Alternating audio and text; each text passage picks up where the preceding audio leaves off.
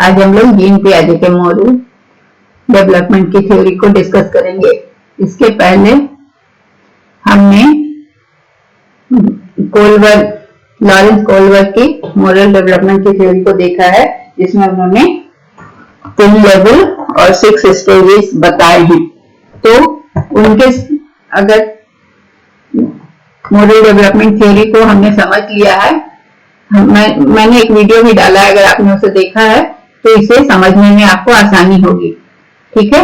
Gene पियाजे को John पियाजे भी कहते हैं, ये स्विस मनोवैज्ञानिक थे। इनका नाम बहुत ज्यादा आता है क्योंकि उन्होंने कॉग्निटिव डेवलपमेंट की थ्योरी दी थी, संज्ञानात्मक विकास की थ्योरी दी थी, जिसमें उन्होंने 4 अवस्थाएं बताई थी। संज्ञानात्मक विकास की 4 अवस्थाएं बताई थी, जिसमें पहली अवस्था उन्होंने बताया था 0 से 2 इयर्स, जन्म से 2 साल तक की अवस्था में बच्चों की जो अवस्था होती है उसे संवेद पेशीय अवस्था कहते हैं। सेंसरी मोटर अवस्था, जिसमें क्या होता है कि बच्चे अपने सेंस ऑर्गन से ज्ञान प्राप्त करते हैं और अपनी शारीरिक क्रिया और संवेदना से ज्ञान प्राप्त करते हैं। उस समय उनको इससे ज्यादा ज्ञान नहीं होता, जो उनके सेंस ऑर्गन से जो पता चलता है उतना ही ज्ञान होता है। धीरे धीरे उनके ज्ञान में वृद्धि होती है। उसके बाद आती है पूर्व संक्रियात्मक अवस्था, जो 2 से 7 साल तक की अवस्था होती है। इसे प्री ऑपरेशनल स्टेज भी कहते हैं।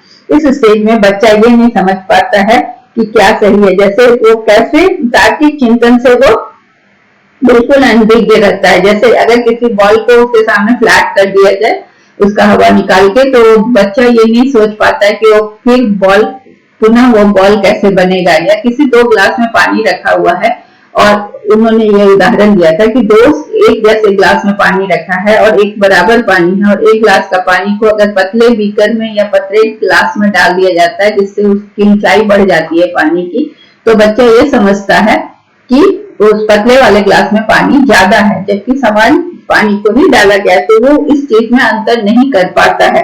तो इसे दूसरे के संपर्क से ज्ञान अर्जित करता है। भाषाई ज्ञान होता है, खेल में अनुकरण से और भाषा के माध्यम से प्रतीकों को ग्रहण करता है।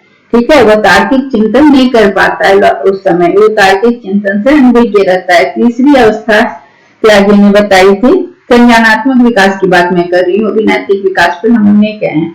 तो उनकी पहले वाली थ्योरी को पहला थोड़ा डिस्कस करके तब आगे बढ़ते हैं। मूर्त संक्रियात्मक अवस्था, जिसे हम कॉन्क्रीट ऑपरेशनल स्टेज कहते हैं, ये 7 to 11 इयर्स तक का होता है। 7 से 11 वर्ष की अवस्था में बच्चे की जो अवस्था होती है उसे मूर्त संक्रियात्मक अवस्था कहा जाता है। इसमें क्या होता है कि तर्क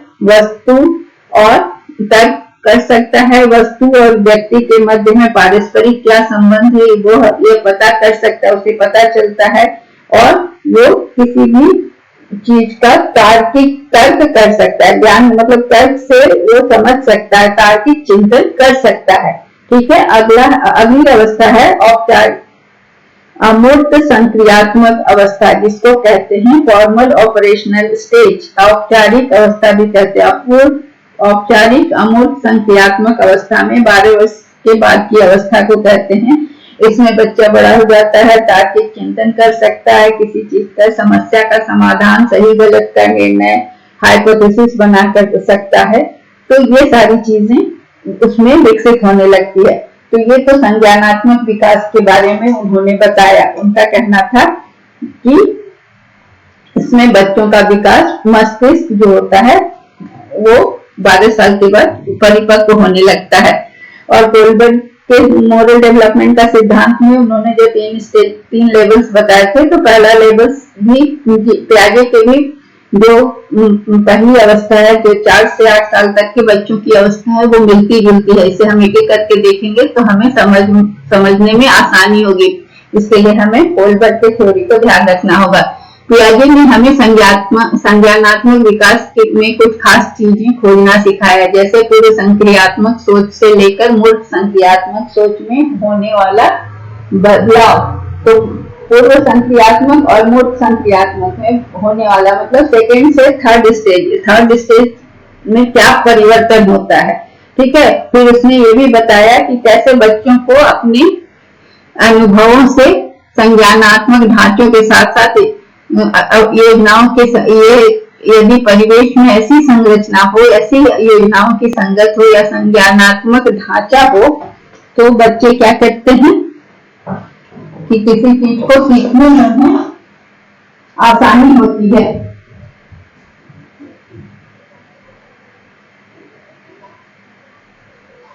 बच्चे समझ जल्दी, बच्चों की सोच जो है वो उम्र के साथ बढ़ती चली जाती है और समझ भी बढ़ती चली जाती है।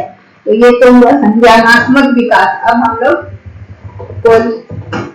पियाजे के द्वारा दिया गया नैतिक विकास की ओर ध्यान देंगे। ठीक है, तो संज्ञानात्मक विकास की अवधारणा जो उन्होंने दी वो मनोविज्ञान में बहुत अहम दर्जा रखता है। पियाजे का संज्ञानात्मक विकास सिद्धांत मानव बुद्धि की प्रकृति और उसके विकास से संबंधित एक बहुत विस्तृत सिद्धांत है।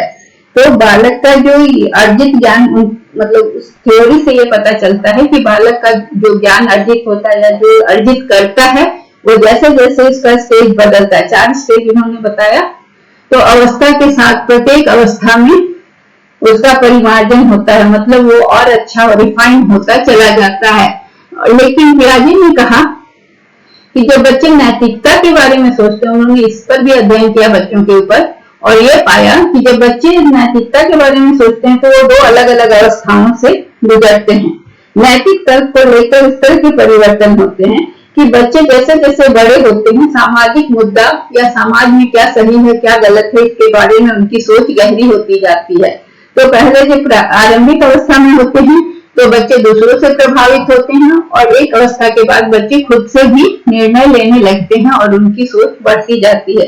तो बच्चे नैतिक मुद्दों के बारे में पियाजे ने कब से रुचि लेना शुरू किया?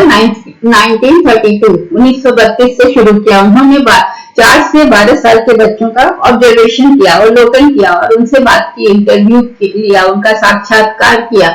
पियाजे ने बच्चों को कंचे खेलते देखा। कंचे बच्चे खेलते हैं, हर इंडिया में तो खासकर खेलते हैं, तो वो जिसे हम गोली भी कहते हैं, वो हाथ से उंगलियों से मार मार के खेलते हैं। तो बच्चे को देखा खेलते, तो उन्होंने बच्चों से पूछा खेल के नियम के बारे में, और ये कहा बच्चों को कि खेल में नैतिक मुद्दों के बारे में बात की कि सजा क्या होती है, न्याय क्या होता है। फिर बच्चों से कहा कि खेल का नियम को बदल दो, तुम जिस नियम से खेलो उसको बदल दो। तो बच्चे जो छोटे बच्चे हैं वो तो एक सोच भी नहीं सकते कि नियम को कोई बदल सकता है, नियम तो ऊपर से बन के आया, बहुत शक्ति, बहुत पावरफुल व्यक्ति ने इस नियम को बनाया है, हम लोग कैसे बदल सकते हैं। तो उस समय बच्चों की नैतिकता ऐसी होती है। तो वो बच्चे 2 तरह की अवस्थाओं से गुजरते हैं। इन 2 अवस्थाओं को हम फिर 4 स्टेजेस में बांट के देखेंगे। पहली अवस्था है परायत नैतिकता और दूसरी है स्वायत्त नैतिकता। परायत मतलब दूसरों की सत्ता को मानना, और स्वायत्त नैतिकता में क्या है? अपनी समझ से काम करना। इसको हम आगे देखते हैं कि इसको कैसे उन्होंने बताया। परायत नैतिकता में यह 2 वर्ष से 8 वर्ष की उम्र तक पाई जाती है। इसको 2 से 8 वर्ष को इन्होंने एक स्टेज में लाया, जिस एक लेवल पे किया है। हम लोग इसको अलग अलग स्टेज में करके आगे पढ़ेंगे ताकि और अच्छे से समझ पाए। तो इसको हम उन्हीं का डिस्कशन है, पियाजे का दिया हुआ। पियाजे का कहना है कि इस अवस्था का उदय बालकों में असमान अंतःक्रिया के माध्यम से होता है। मतलब असमान अंतःक्रिया मतलब इंटरैक्शन जो होता है वो इक्वल नहीं होता, अनइक्वल होता है। मतलब इस समय बच्चे के जो नैतिक नियम होते हैं वो किसी से प्रभावित नहीं होते, निरपेक्ष होते हैं। निरपेक्ष होने का मतलब क्या होता है कि बस जो नियम है सो नियम है, इसको कोई चेंज नहीं कर सकता। नियम और परिवर्तनशील और दृढ़ प्रकृति अपरिवर्तनशील होगा। इसमें जो बच्चों के नैतिक नियम होते हैं वो निरपेक्ष मतलब किसी से प्रभावित नहीं होते, किसी से जो नियम उनको बता दिया गया वो उसी नियम को मानते हैं, वो किसी से प्रभावित नहीं होते, अपरिवर्तनशील होते हैं। अपरिवर्तनशील यहाँ पर हमें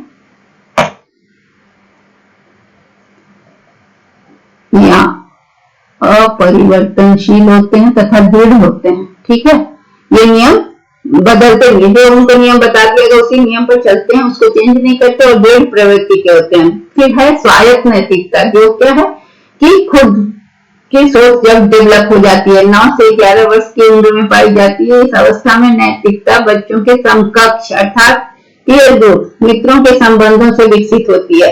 अब ये क्या होता है कि मित्रों से संबंध होता है तो न्याय का दर्शन ऐसा उभरता है कि मतलब दोस्ती में फिर वो दूसरे के अधिकार के लिए सजग रहते हैं कि उसका अधिकार कोई मतलब उसके लिए न्याय दिलाने के लिए वो चिंता करते हैं, और आपसी में एक दूसरे का ख्याल रखने का भाव दिखता है। बच्चों में सोचने की प्रवृत्ति होती है और तब वो समझ पाते हैं कि जो भी नियम कानून है वो लोगों के द्वारा निर्मित किए गए हैं। पहले तो उनको लगता था छोटे थे तो कि किसी शक्तिशाली सत्ता ने ये नियम बनाया जिसे कोई नहीं तोड़ सकता, लेकिन जब वो बड़े होते हैं तो उन्हें ये समझ में आता है कि ये लोगों के द्वारा बनाए गए नियम है और जिसे बदला जा सकता है।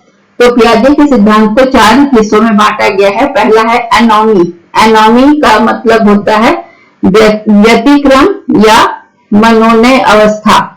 ठीक है, ये इसमें क्या होता है कि जो भी बच्चे की सही और गलत का जो निर्णय करता है वो बच्चा किस चीज से करता है, वो दंड और पुरस्कार के रूप में।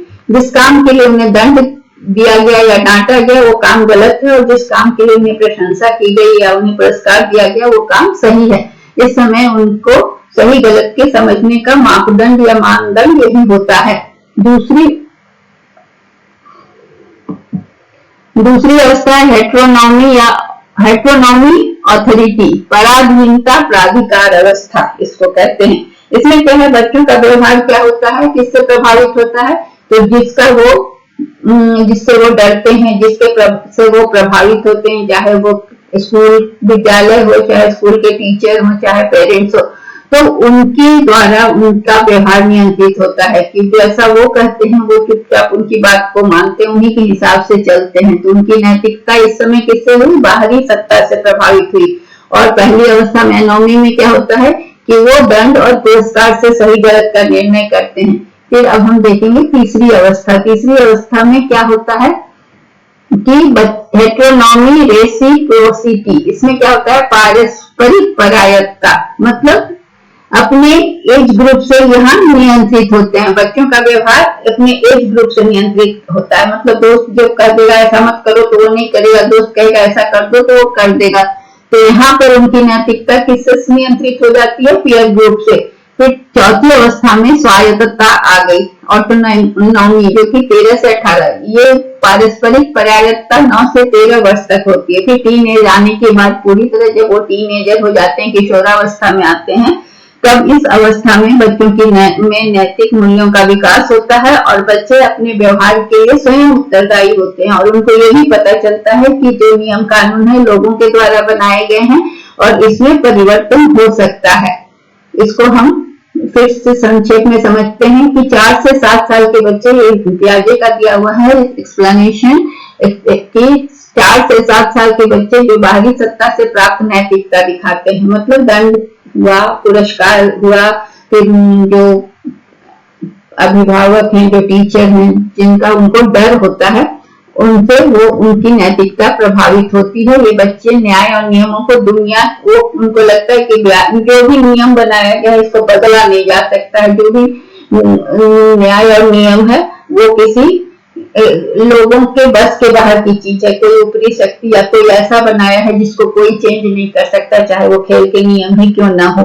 7 से 10 साल की उम्र में बच्चे क्या होता है कि नैतिक चिंतन की जो अवस्था होती है वो एक तरफ मानते हैं कि नहीं ये नियम को बदला नहीं जा सकता है, और दूसरी तरफ उधर वो थोड़ा बदलाव भी उनमें आने लगता है कि उन्हें ये भी लगता है कि ये नियम कानून तो लोगों के द्वारा बनाए गए हैं, इसे बदला भी जा सकता है। तो दोनों के बीच वाली स्थिति होती है कि जब वो न्याय को मानते हैं कि किसी सत्ता ने बनाया है और ये भी मानते हैं कि न्याय लोगों के द्वारा बनाया गया है, आम आदमी के द्वारा, जिसे चेंज किया जा सकता है। 10 साल या उससे बड़े बच्चे जो होते हैं वो ऑटोनॉमस नैतिकता दिखाते हैं, मतलब उन्हें पता चल जाता है, स्वतंत्रता पर आधारित वो खुद निर्णय लेते हैं और इन्हें पता चलता है कि लोगों के द्वारा बनाए गए नियम कानून हैं और अगर कोई काम गलत है तो उसको बदला जा सकता है। ये कोलबर्ट के सिद्धांत में भी था, जहां पर पोस्ट ऑपरेशनल स्टेज में ये चीजें थी कि वो किसी का मतलब अपने विवेक से काम लेता है। वहां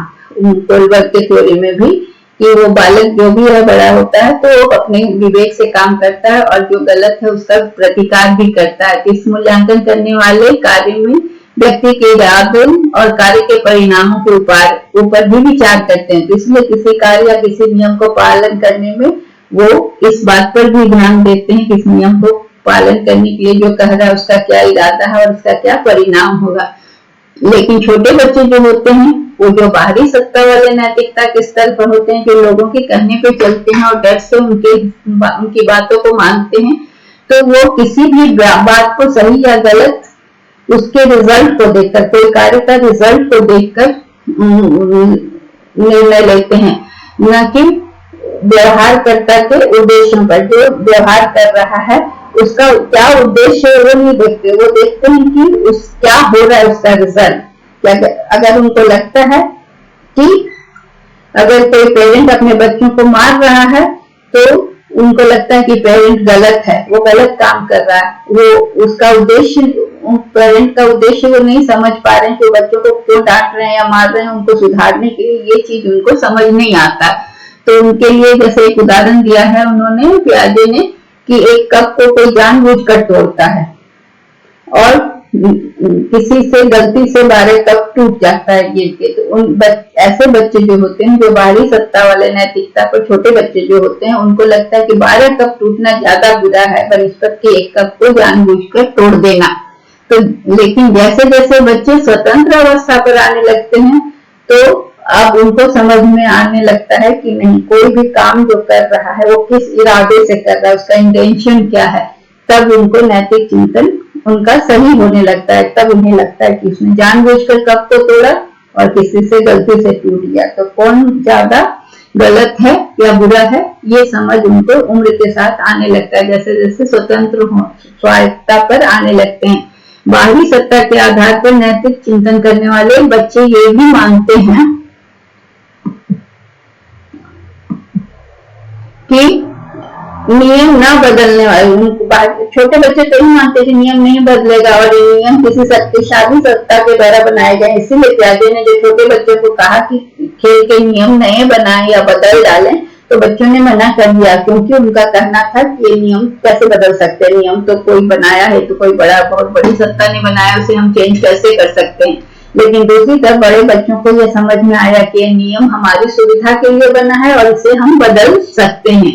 तो उनका, पियाजे का कहना है कि उम्र में बदलाव के साथ साथ नैतिकता के समझ में भी परिवर्तन होता है।